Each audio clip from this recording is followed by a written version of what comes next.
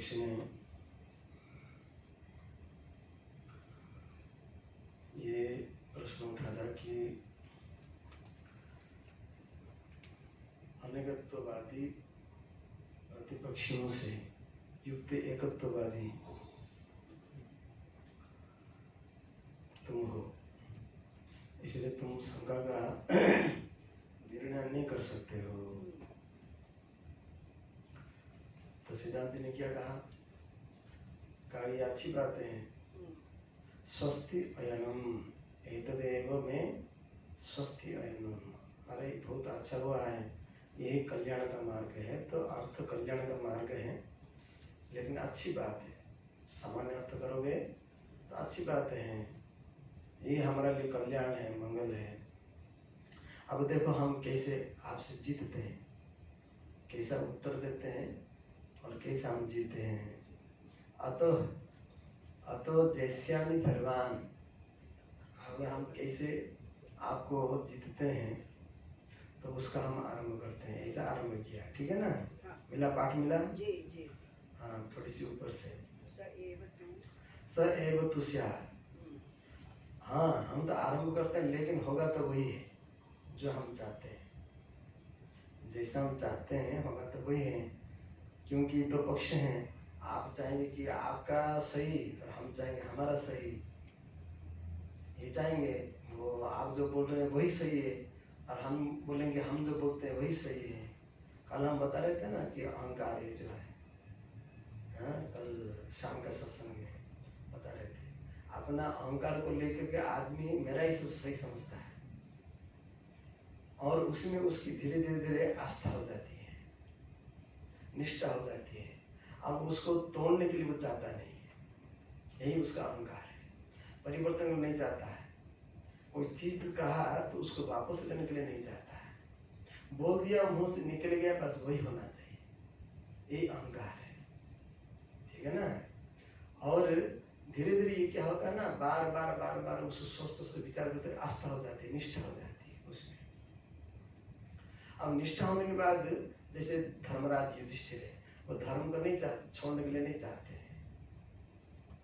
भीम युद्ध नीति को तोड़ने के लिए नहीं चाहते हैं, अर्जुन भी तोड़ने के लिए नहीं चाहता है। ये सब अपने अपने नियम में निष्ठ हो जाते हैं, समझ गए?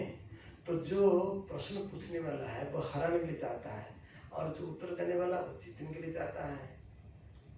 तो ये कहते हैं कि हम अवश्य जीतेंगे, और होगा वही है जो हम चाहते हैं। क्या चाहते हैं? कहा कि तद्भाव से विवक्षितत्वात्, जीव परमात्मा भाव को प्राप्त होगा, ये बतलाना इष्ट है, ठीक है ना? ये उनका इष्ट है, जीव कैसे परमात्मा भाव को प्राप्त होगा, यही इष्ट है। तो यही होना चाहिए, कैसे भी ये होना चाहिए, ठीक है? तो ये विद्या ब्रह्मविद आपनोति परम इति, जो ब्रह्मविद होता है वो परमात्मा को प्राप्त कर लेता है। जो ब्रह्मविद होता है, ब्रह्मवेत्ता होता है। तो ये जो मंत्र टुकड़ा है इसके अनुसार, ठीक है, ब्रह्मविद विज्ञानेन तद विज्ञानेन अन्य ब्रह्म विज्ञानेन। जीव तो नहीं दिया है, मैं ऊपर से जोड़कर बोलता हूँ। जीव परमात्मा भाव यत्र विवक्षितः, जीव परमात्मा भाव को प्राप्त होता है, यहाँ ये विवक्षित है, इष्ट है, विवक्षित है, ठीक। और कोई जो अन्य पदार्थ को प्राप्त होना ये तो संभव नहीं है। ये कैसे होगा? घट पट बन जाना, घट में पटत्व का दर्शन करना या पट में घटत्व का दर्शन करना, ऐसा ठीक नहीं है। अन्य पदार्थ का अन्य पदार्थ भाव को प्राप्त होना, जो कह रहा है अन्यस्य अन्य भावापत्ति उपपद्यते न उपपद्यते, ऐसा उपपन्न नहीं होगा। घट में पटत्व का भाव करना, पट में घटत्व का भाव करना, अनात्मा में आत्मा का भाव करना, आत्मा में अनात्मा का भाव करना, ये तो संभव नहीं है, ये तो उचित नहीं है, ठीक। और यदि तुम ऐसे कहने के बाद तुम ये भी तुम कहोगे, क्या कहोगे कि तस्यापि तद्भाव आपत्ति अनुपन्नम एव। यदि उसी प्रकार तुम कहोगे कि ये जो संक्रमण जो करता है तस्य से उसको लेना है, हाँ, जो संक्रमण जो करता होगा वह अपना स्वरूप को वो भी प्राप्त नहीं कर सकता है, अनुपपन्नम एव। ठीक है, उपपन्नम। वो उपपन्न नहीं होगा। ऐसे तुम कैसे कि असंभव है, कैसे ऐसे नहीं चलेगा। अन्य पदार्थ भाव को प्राप्त नहीं करेगा, ये ठीक नहीं है। घट में पटत्व का दर्शन, पट में घटत्व का, ये ठीक नहीं है। लेकिन कोई आत्मा, कोई जीव है, वो अपना, वो जो जीव है वो अपने में ही परमात्मा का भाव करना, ये भी संभव नहीं है, ऐसा नहीं चलेगा। क्योंकि वो स्वयं अपना स्वरूप है। घट में पटत नहीं चलेगा, अपने स्वयं में ब्रह्म स्वरूप का। हाँ चलेगा, लेकिन उसमें वो नहीं है तो इसमें भी नहीं होगा, ऐसा तुम थोड़ी ऐसा। हाँ, ऐसा भी। हाँ ऐसी बात नहीं है। क्यों भाई? क्योंकि अविद्याकृत तादात्म्य उपहार्थत्वात्, कि अविद्या से जन्य, अविद्या से उत्पन्न, क्या उत्पन्न है? अन्नमय कोशादि जो उत्पन्न हुआ है अविद्या से उत्पन्न है। अन्नमय कोश, प्राणमय कोश है, विज्ञानमय, जो 5 कोश हैं, 3 शरीर हैं, ये सब अविद्या से उत्पन्न है। पूरे उसको लेकर के जगत उत्पन्न हुआ है, इसे उत्पन्न है, अविद्या से उत्पन्न है। तादात्म्य है। तो उसमें तादात्म्य का भाव को अविद्याकृत में ये लेना, अन्नमय कोशादि, उस अन्नमय कोशादि में तादात्म्य भाव को निषेध करने के लिए, उपहार्थत्वात्, निषेध करने के लिए ऐसा बताया जा रहा है। नहीं होगा कैसे? जो अन्न में जो कोश है, आत्मा में तुम आत्मा का अन्न में कोश मान कर चल रहे हैं अभी, तो उस अन्न में कोश को निकालने के लिए हम ये बता रहे हैं क्या, कि आत्मा परमात्मा भाव को प्राप्त कर सकता है, जीव परमात्मा भाव को प्राप्त कर सकता है। और अन्यथा अन्य पदार्थ में अन्य पदार्थ का भाव नहीं होगा, बल्कि इसी को भी तुम बोल दोगे, ऐसा नहीं चलेगा। क्योंकि यहाँ का उद्देश्य क्या है? अन्नमय कोश जो है, जो उसमें जो हम मान कर बैठे हैं, उसको निषेध करने के लिए ये बताया जा रहा है। हाँ, जहाँ मालूम नहीं पड़ता है थोड़ा पूछा करो। अब ये तो उपनिषद की वाणी है, इसमें थोड़ा मत्थापची होता है, चिंतन करना पड़ता है, नहीं तो गड़बड़ कहीं ना कहीं कुछ हो जाता है। या ही ब्रह्म विद्या स्वात्म प्राप्ति ही उपदिश्यते। तो जो ब्रह्म विद्या, ये तृतीय है। हाँ? आपको विभूति का ज्ञान होता है क्या? होता है। ठीक है। यानी जो, ठीक है, ब्रह्म विद्या यानी ब्रह्म विद्या के द्वारा स्वात्म प्राप्ति ही, जब ब्रह्म विद्या के द्वारा जो आत्म स्वरूप की जो प्राप्ति है, उपदिश्यते, उपदेश किया जा रहा है, ठीक है ना? मालूम पड़ रहा है? ब्रह्म विद्या के द्वारा स्वात्म प्राप्ति यानी आत्म स्वरूप की प्राप्ति का उपदेश किया जा रहा है। पहले से ही आपको ये तो सिद्धांत बैठा हुआ है कि मोक्ष का साधन आत्मज्ञान है। आत्मज्ञान को चाहे ब्रह्म विद्या को मोक्ष का साधन है, यानी और मोक्ष क्या है? आत्मस्वरूप अवस्थान, ये मोक्ष है। आत्मस्वरूप में अवस्थान, ये हो गया मोक्ष हो गया। अब आत्मस्वरूप के अवस्थान के लिए आपका साधन क्या है? आत्मज्ञान साधन है। ब्रह्म, और उसको दूसरे शब्द में ब्रह्म विद्या, विद्या का अर्थ ज्ञान है, और विद्या का दूसरी जगह में उपासना भी आती है, ऐसे उपासना अर्थ में भी ये विद्या शब्द है। तो अब ब्रह्म विद्या के द्वारा आत्मस्वरूप की प्राप्ति का उपदेश किया जा रहा है, ठीक है ना? या जो उपदेश किया जा रहा है, सा वह अविद्याकृतस्य अन्नादि विशेषात्मनः आत्मत्वेन अध्यारोपितस्य अनात्मनः उपहार्थः,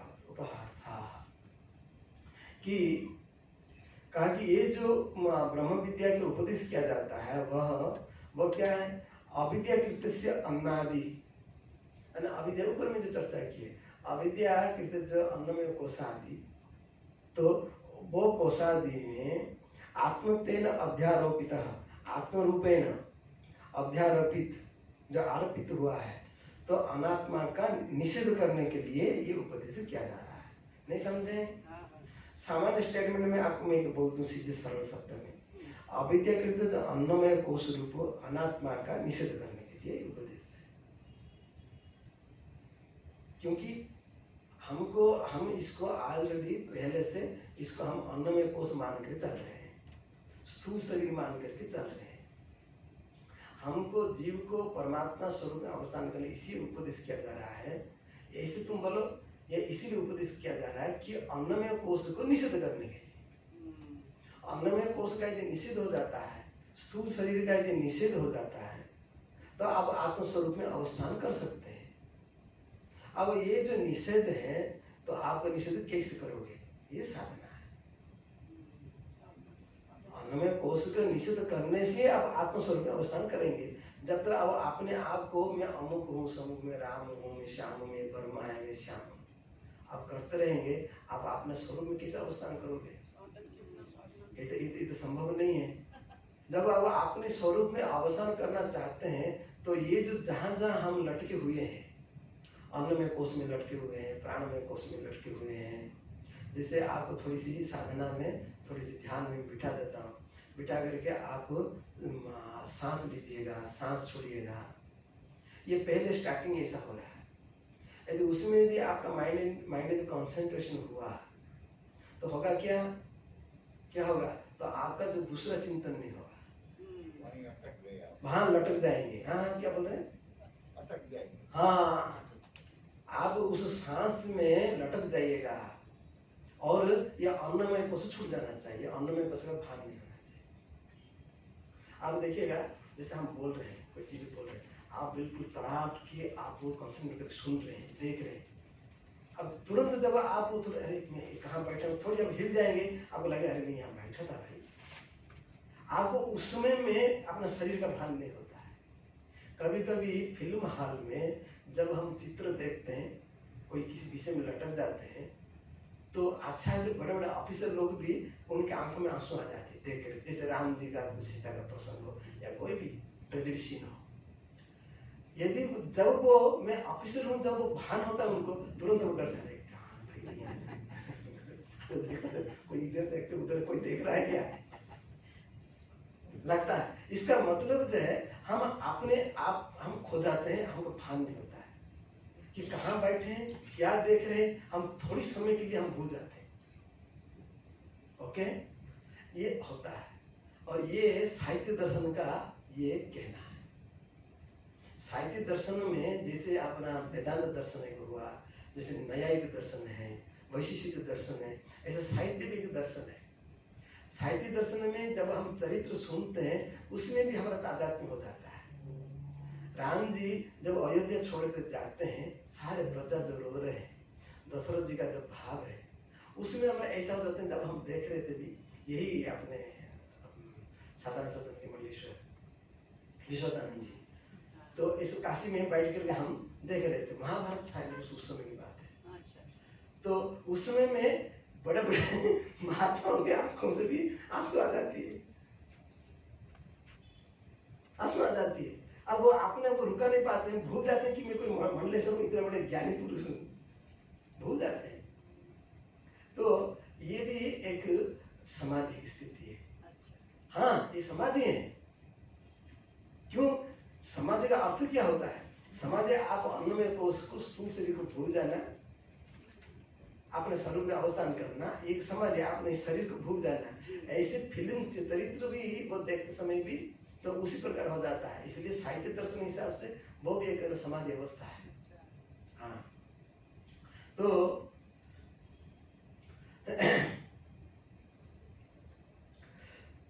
जो अन्नमय कोश में, अन्नमय कोश रूप अनात्मा का निषेध करने के लिए ये विधान है। क्या विधान है? कि ब्रह्म विद्या के द्वारा आत्मस्वरूप का प्राप्ति का विधान है। आगे बढ़ते हैं। तो पूर्व पक्षी कहता है, कथम एवं अर्थता अवगम्यते, कथम कैसे ऐसा अर्थ आपको मालूम पड़ गया? कि ऐसे इसका उस मंत्र का ये उद्देश्य है, आपको ये कैसे मालूम पड़ गया? हमको तो मालूम नहीं पड़ रहा है, आपको इसे कैसे मालूम पड़ गया कि ये यही बता रहा है? ठीक है ना, प्रश्न मालूम पड़ा? हाँ, पूर्व पक्षी कहता है कि ये अर्थ ऐसा ही अर्थ होगा उस मंत्र का, ये कैसे मालूम पड़ा आपको? तो सिद्धांति पक्ष में कहते हैं विद्या मात्र उपदेशात्। भाई ये ज्ञान का उपदेश होने के कारण यहाँ ज्ञान का उपदेश किया जा रहा है कि जीवात्मा परमात्मा को कैसे प्राप्त होगा, ये ज्ञान का उपदेश है, क्या जा रहा है। ठीक है ना, इसलिए हम कैसे मालूम पड़ा? विद्यायाश्च दृष्टम कार्यम, कि जो विद्या है, विद्या है ज्ञान, ज्ञान ज्ञान का दृष्ट कार्यम, दृष्टा नहीं, दृष्ट कार्य का अर्थ फल है। ये दृष्ट कार्य भी अब जोड़ के लीजिएगा तो भी चलेगा, दृष्ट कार्य लीजिए, दृष्ट फल बोलिएगा कि दृष्ट कार्य जो है अविद्या निवृत्ति ही, विद्या का साक्षात फल है, ज्ञान का साक्षात फल है कि अविद्या का निवृत्ति, दृष्ट फल है। क्योंकि अविद्या जैसे अंधेरा को केवल प्रकाश ही मिटा सकता है, ऐसा अज्ञान रूपी अंधकार को ज्ञान मिटा सकता है, ज्ञान मिटा सकता है, प्रकाश मिटा सकता है, ज्ञान प्रकाश मिटा सकता है। विद्या दृष्टम कार्यम, दृष्ट कार्य है यानी दृष्ट फल है, साक्षात फल है। क्या फल है? अविद्या निवृत्ति। ठीक है, और तत्व यह, और वो यहाँ विद्या मात्रम आत्म प्राप्त साधन उपदिश्यते, कहा ये भी यहाँ उपदेश किया जा रहा है। ठीक है ना, यहाँ बतलाया जा रहा है कि आत्म प्राप्ति में विद्या मात्र ही एकमात्र साधन है, विद्या मात्र साधन है। एक हम भोजन बनाते हैं, भोजन बनाने में अग्नि उसका मूल साधन है, प्रधान कारण है, प्रधान साधन है। बाकी जल है, बर्तन है, स्टोव है, काटने वाला चाकू है, ये सब तो एक भोजन बनाने में तो सहायक तो कारण तो है ही है, लेकिन अग्नि साक्षात कारण बनता है। इसी प्रकार यहाँ विद्या मात्रम, केवल ज्ञान, केवल ज्ञान ही आत्म प्राप्ति में ये साधन है। तो फिर और क्या तुमको संदेश है? संदेह है, क्या संदेह है? तो हमको कथम एवं अर्थता अवगम्यते, ये आपको कैसे मालूम पड़ा कि इस प्रकार? तो इससे इस कारण बताया हम। तो पूर्व पक्षी एक बहुत बड़ा उल्टा पुल्टा और एक उदाहरण दे करके प्रश्न कर रहा है। कहा कि देखो आपका ये जो उपदेश है, जो विद्या मात्र आत्म प्राप्ति के लिए केवल विद्या मात्र यानी ज्ञान का ही यहाँ साधन, इस पर उपदेश किया जा रहा है। तो जो मार्ग विज्ञान का जो उपदेश किया जा रहा है, तो उसके समान है क्या कि आपका ये उपदेश? बात नहीं समझे? मार्ग विज्ञान माने ब्रह्म नहीं, वही तो बोल रहा हूँ, कहाँ से उठा रहे हैं आचार्य, कहाँ से उठा रहे हैं, कहाँ से लेकर के घुसा रहे हैं। देखिएगा कि मार्ग विज्ञान का जो उपदेश किया जा रहा है, ऐसे आपका जो आत्म प्राप्ति के लिए विद्या मात्र, ज्ञान मात्र एक साधन है जो उपदेश किया जा रहा है, ये उपदेश मार्ग विज्ञान उपदेश के समान है क्या? तो मार्ग विज्ञान क्या चीज है भाई? जैसे हमको कोई देशांतर में हमको प्राप्त करना है, यानी दूसरे देश को जाना है, कोई दूसरे गांव को जाना है, तो उस गांव को जाने के लिए अरे भाई तू यहाँ से वहां जाना, वहां से ये गाड़ी करना, फिर वहां से वहां बैठ जाना, वहां से उतर जाना, ये मार्ग विज्ञान होता है। इसको कहते हैं मार्ग विज्ञान है। कोई देशांतर प्राप्ति करने पहुंचने के लिए, प्राप्ति करने के लिए, कोई दूसरे देश को प्राप्ति करने के लिए, प्राप्ति का अर्थ पहुंचने के लिए, संस्कृत में प्राप्ति करना बताया जा रहा है। ऐसे आपको आत्मस्वरूप की प्राप्ति के लिए जब ब्रह्म विज्ञान का जो उपदेश, ब्रह्म विद्या जो उपदेश हुआ, ये इसके बराबर है क्या? अरे क्यों ऐसे पूछती है? वो तो है ना, क्यों नहीं? आचार्य जब प्रश्न उठाते हैं तो फिर उसको समझना पड़ेगा। उसकी समान है क्या? ठीक है ना। तदात्मत्वे विद्या मात्र साधन उपदेश अहेतु, कि अब उसके समान है क्या बताएं? आगे बता रहे हैं केवल ज्ञान का, विद्या मात्र केवल ज्ञान, ज्ञान मात्र का साधन उपदेश अहेतु परमात्मा रूपत्व यानी परमात्मा स्वरूप को प्राप्त करने में विद्या मात्र साधन का उपदेश करना ये हेतु केवल हेतु नहीं है। विद्या मात्र का उपदेश करना जैसे हम ये पहले बता दिए कि मोक्ष का या जब ब्रह्म विद्या एकमात्र साधन है आत्म प्राप्ति करने के लिए, तो ये कहता है कि एकमात्र साधन नहीं है, एकमात्र कारण नहीं है, अहेतु। समझ में आई बात? हाँ, और भी हेतु हैं। तो ये तो ऐसा क्यों है भाई? तो कहा देशांतर प्राप्त, देशांतर की प्राप्ति में मार्ग विज्ञान उपदेश दर्शना, कि देशांतर यानी कोई गांव हो या कोई राज्य को प्राप्ति करने के लिए मार्ग विज्ञान उपदेश के समान, लेकिन उस उपदेश में इस उपदेश में क्या भिन्न है ये आपको समझना पड़ेगा। आपको गांव की प्राप्ति के लिए मार्ग विज्ञान का उपदेश किया जा रहा है। गांव की प्राप्ति के लिए, यहाँ आत्म स्वरूप की प्राप्ति के लिए ब्रह्म विद्या का उपदेश किया जा रहा है। दोनों को बराबर कर समझिएगा। गांव की प्राप्ति के लिए ग्राम विज्ञान का मार्ग विज्ञान का उपदेश किया जा रहा है, ठीक।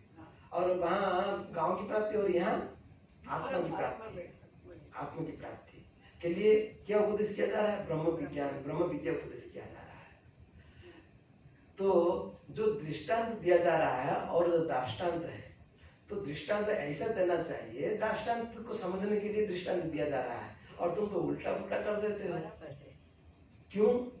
यहाँ उल्टा पुल्टा जानते हैं। जो आत्मा की प्राप्ति के लिए जो ब्रह्म विद्या उपदेश किया जा रहा है, और वह गांव की प्राप्ति के लिए जो मार्ग विज्ञान, वहां मार्ग और वहां गांव, ठीक है ना। तो गांव और मार्ग ये दोनों एक रूप नहीं, ये दोनों वैधर्म्य वाले हैं, यानी विरुद्ध धर्म वाले हैं, ठीक है। और यहाँ जो ब्रह्म विद्या जो उपदेश किया जा रहा है आत्म प्राप्ति के लिए, ब्रह्म और आत्मा यहाँ एक है, और वहां कभी गांव कभी गंता जाने वाला कभी नहीं बन सकता है। डिफरेंस मालूम पड़ा?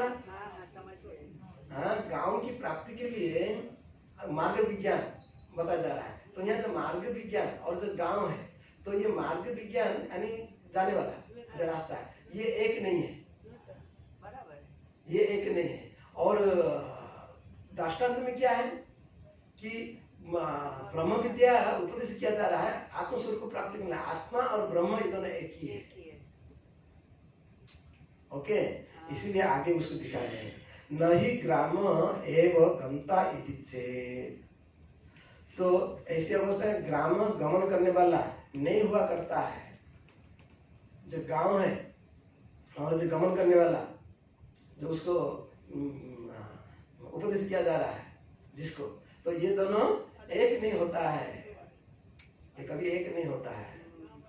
न सिद्धांत का ऐसा कहना ठीक नहीं है, क्योंकि वैधर्म्यात यानी ये दोनों विरुद्ध धर्म वाले हैं, समान धर्म वाले नहीं है। तुम जो दृष्टांत दिया है वो गड़बड़ है, ठीक है। ग्राम विषय विज्ञानम न उपदिश्यते, कि आप जो है ग्राम विज्ञान, ग्राम विषय जो विज्ञान है, आप ये इसका उपदेश नहीं दे सकते, नहीं दिया जा सकता है यहाँ, ठीक है। तत् प्राप्ति मार्ग विषयम एव उपदिश्यते। क्या किस लिए दिया जाता है? ये जो मार्ग विज्ञान किस लिए दिया जाता है?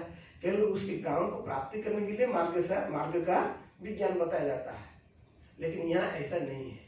न तथा यह, क्यों ऐसा नहीं है, समझ में आया ना? तो ब्रह्म विज्ञानम व्यतिरेकेण साधनांतर विषयम विज्ञानम उपदिश्यते। कहा कि यह यानी इस प्रसंग में क्या है? ब्रह्म विज्ञान व्यतिरेकेण, ब्रह्म विज्ञान से भिन्न, ब्रह्म विज्ञान से भिन्न साधनांतर विषयम, दूसरा साधना संबंधी कोई विज्ञान का उपदिश्यते, विज्ञानम उपदिश्य। यहाँ ऊपर का जो न यहाँ नीचे लेकर आ जाना है, विज्ञानम न उपदिश्यते, विज्ञान का उपदेश नहीं किया जाता है। ओके, उक्त कर्मादि साधना अपेक्षम ब्रह्म विज्ञानम पर प्राप्त साधन उपदिश्यते इति चेत, यदि कहो कि जो कर्म है, उक्त कर्म जो शास्त्र में जो कर्म का जैसे विधान किया जाता है, कर्म की अपेक्षा करने वाला ब्रह्म विज्ञानम, ब्रह्म विज्ञान पर प्राप्त हुआ परमात्मा की प्राप्ति में साधन उपदिश्यते, साधन रूप में उपदेश किया जाता है। तो ऐसी बात भी ये नहीं है, इति चेत, ऐसा भी नहीं है। क्यों? कहा कि नित्यत्वान मोक्षस्य इत्यादि ना, इत्यादि ने आगे तुम हेतु ना जोड़ दो, हेतु ना यानी मोक्ष के हेतु, हेतु के द्वारा प्रत्युक्तत्वात्, यानी ये निराकरण जो है किया जा चुका है। हाँ, ऊपर से जो आपका जो पहले यहाँ जो बताया गया है ना, जो कर्मादि जो साधन है जो बताया गया है ब्रह्म का विज्ञान में कर्म का साधन बताया गया है परमात्मा प्राप्ति के लिए, ये जो उस विषय का ये क्या ना आपके पहले ही समझा चुका है, उसको यहाँ दोहरा रहे हैं। हाँ, साधन उपदिश्यते इति चेत, ऐसा यदि तुम कहते हो तो ये नहीं है। क्यों नहीं है भाई? कि नित्यत्वात् मोक्षस्य इत्यादि न हेतु ना, ये जो मोक्ष का जो नित्य हेतु है वो पहले उसका निराकरण किया गया है। क्या है? क्या श्रुति से, श्रुति शास्त्र है, श्रुति शास्त्र है, आया ना पहले, तसृष्ट्वा तदेव अनुप्राविशद इति, उस भगवान ने उसका रचना करके, हाँ, जगत को रचना करके उसमें प्रवेश किया और कार्यस्थस्य तदात्मत्वं दर्शयति। तो कार्य में स्थित जो आत्मा है, उस आत्मा का परमात्मा तत्व का वहां प्राप्त करना दिखा गया है। ऐसे अभय प्रतिष्ठा उपपत्तिश्च, और अभय प्रदान अभय प्राप्त होता है, ये भी आपको बताया गया है। इस सारे के सारे जो जितना है ना पूर्व में जो बताया गया है उसको यहाँ दोहरा रहे हैं। ओके, यदि ही विद्यावान स्वात्मनः अन्यत् न पश्यति तदो भयं प्रतिष्ठा विन्दते इति स्यात्, भय हेतु परस्य अन्यस्य अभावात्। चल इस प्रश्न को फिर कल करते हैं। कल ये आज पूर्ण होती है, बाप रे बाप, कल स्वाध्याय नहीं है ना, कल स्वाध्याय नहीं।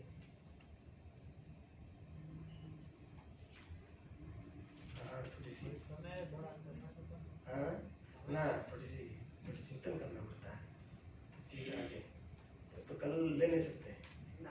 हाँ चलो चिंतन नहीं करके बताने से ठीक नहीं लगता है।